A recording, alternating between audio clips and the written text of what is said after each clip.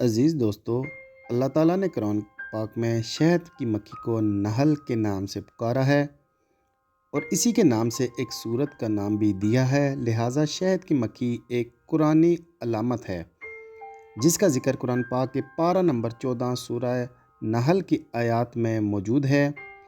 اللہ پاک فرماتے ہیں، اور تمہارے پروردگار نے شہد کی مکھیوں کو ارشاد فرمایا کہ پہاڑوں میں، درختوں میں اور اونچی اونچی چھتریوں میں جو لوگ گھر بناتے ہیں، گھر بنا اور ہر قسم کے میوے کھا اور اپنے پروردگار کے صاف رستوں پہ چلی جا۔ اس کے پیٹ سے پینے کی ایک چیز یعنی کہ شہد نکلتی ہے جس کے مختلف رنگ ہوتے ہیں۔ اس میں لوگوں کے لیے شفا ہے، بے شک اس میں نشانیاں ہیں ان لوگوں کے لیے جو غور و فکر کرتے ہیں۔ دوستو، برسوں سے انسان اس مفید کیڑے کی نہ صرف منافعت بخش صلاحیتوں سے بھرپور استفادہ حاصل کرتا ہے بلکہ اس کی مخصوص عادات، انتھک محنت اور مثالی فرض شناسی کا مداح رہا ہے۔ شہد کی مکھیاں پالنے کے لیے جو کام کیا جاتا ہے، اس فن کو مگس بانی کہتے ہیں، جو نہ صرف ایک مفید مشغلہ ہے بلکہ منافع بخش ذرائع معاش بھی ہے۔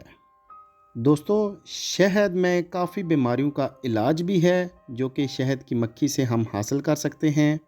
شہد بنانے کے علاوہ شہد کی مکھیاں خالص موم پیدا کرتی ہیں جو بوٹ پالش، کریم، آرائش و زیبائش کی مصنوعات یعنی کہ موم بتیاں، دفاعی ساز و سامان میں استعمال ہونے والے بارود کو نمی سے محفوظ رکھنے، بجلی کے اوزاروں اور ان گنت دوسرے کاموں میں استعمال ہوتے ہیں۔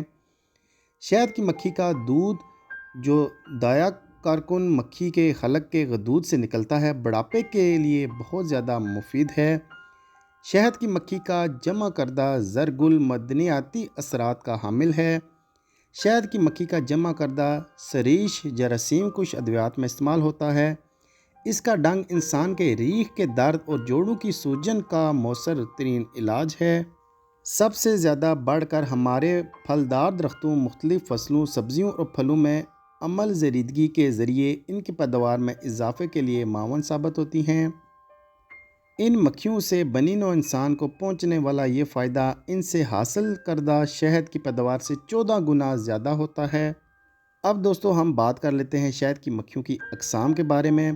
شہد کی مکھیاں دنیا بھر میں پائی جاتی ہیں۔ ہمارے ملک میں شہد کی مکھیوں کی 3 بڑی اقسام پائی جاتی ہیں جن کا نام چھوٹی مکھی، ڈومنا مکھی، پہاڑی مکھی اور چوتھی بھی ٹائپس کسی کسی جگہ پہ پائی جاتی ہے جس کا نام ہے یورپی مکھی۔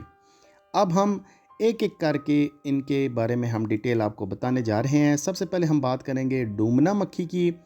شہد کی مکھیوں کی یہ قسم پانی کی ٹینکیوں، درختوں کے اونچے تنوں وغیرہ پر لمبوترا سا چھتا بناتی ہیں۔ یہ مکھی نہایت تند مزاج اور خانہ بدوش ہے، کھلی فضا میں چھتا بناتی ہے اور بند جگہ پر رہنا پسند نہیں کرتی۔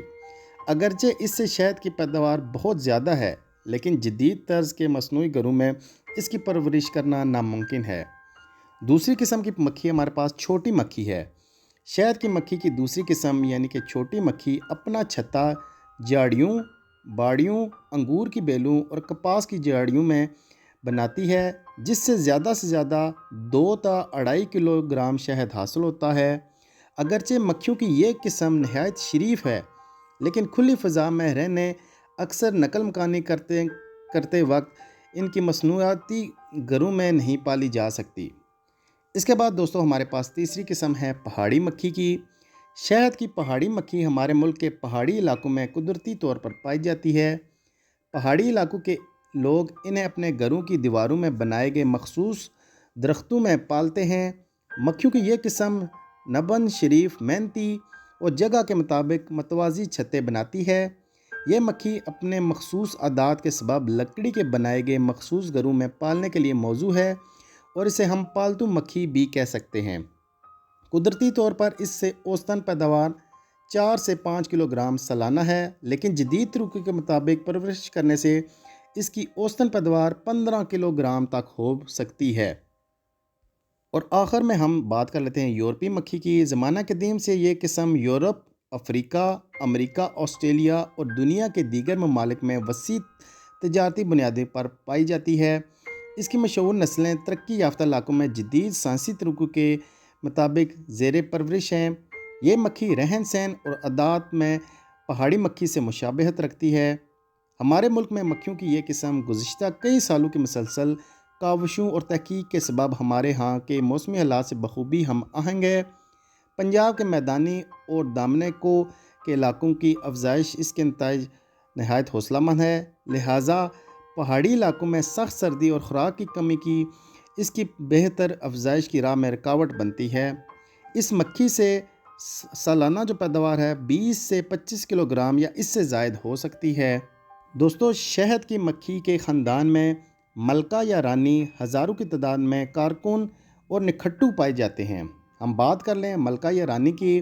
ملکہ یعنی کہ مادہ کا پیٹ دوسرے ارکان کی نسبت چمکدار، لمبا اور پرو سے کافی پیچھے بڑا ہوتا ہے۔ ملکہ پیٹ کے سرے پہ ڈنگ ہوتا ہے جو صرف دوسرے ملکہ یا رانیوں کو مارنے کے لیے کام آتا ہے۔ عام چھونے والے ملکہ ڈنگ نہیں مارتی۔ ہم بات کر لیں نکھٹو کی۔ نکھٹو شہد کی مکھیوں اور کالونی میں موسم بہار میں جب ان کی افزائش ضرور پر ہوتی ہے 2000 سے 5000 تک ہوتے ہیں۔ یہ کارکن مکھیوں کی نسبت قدرے موٹے ہوتے ہیں۔ نکھٹو کے پیٹ کا رنگ بالکل سیاہ اور پیٹ کے سرے پہ ڈنگ کی بجائے بالوں کی جالر ہوتی ہے۔ یہ غیر باور آور انڈوں سے پیدا ہوتے ہیں اور گھر کے نرارکن ہوتے ہیں۔ اس کے بعد ہم بات کر لیں کارکن مکھی کی۔ ہر گھر میں ان کی تعداد گھر کی کل آبادی کے تقریباً 99% ہوتی ہے۔ کارکن بانجھ مکھیاں ہوتی ہیں۔ ان کے پیٹ پر زرد سیاہ چمکیلی داریاں ہوتی ہیں اور پیٹ کے سرے پہ ڈنگ ہوتا ہے جو اپنے دفاع کے لیے استعمال کرتی ہیں۔ دوستو، جو کارکن مکھیاں ہوتی ہیں یہ گھر کا کام سارا خود کرتی ہیں۔ چھتے کے خانوں کی صفائی، بچوں یا بڑوں کی ساری دیکھ بھال یہ خود کرتی ہیں۔ سنڈیوں، ملکہ اور نکھٹو کو خوراک دیتی ہیں، موم پیدا کرتی ہیں، چھتے بناتی ہیں۔ اس کے علاوہ پھولوں کی تلاش کرتی ہیں، سردی یا گرمی سے چھتے کی حفاظت کرتی ہیں۔ دوستو، جو ملکہ یا رانی مکھی ہوتی ہے ان کا کام انڈے دینا ہے۔ ان کی تعداد خوراک کی فراہمی اور موسمی حالات کے مطابق کم یا زیادہ ہو سکتی ہے۔ بہتر موسمی حالات اور وافر مقدار کی خوراک کی بنیاد پر ملکہ 1000 یومیہ سے زائد انڈے دے سکتی ہے۔ اس کی عمر 3 سے 5 سال تک ہوتی ہے۔ اس کے بعد ہم بات کر رہے ہیں جو نکھٹو ہے ان کے فرائض کی، تو ان کا کام یعنی کہ نکھٹو کا کام صرف نئی ملکہ سے جفتی کرنا ہوتا ہے۔ ان کے منہ کے حصے چونکہ نامکمل ہوتے ہیں لہٰذا خوراک کے لیے یہ کارکن مکھیوں کے محتاج ہوتی ہیں، لہٰذا ان کی عمر عموماً 2 ماہ کے قریب ہوتی ہے۔ خوراک کی کمی کے پیش نظر کارکن مکھیاں انہیں موسم سرما سے بیشتر ہی مار بھگاتی ہیں۔ آج کا ولاگ ہمارا یہاں پہ اختتام پذیر ہوتا ہے۔ آپ کا بہت بہت شکریہ۔ اللہ حافظ۔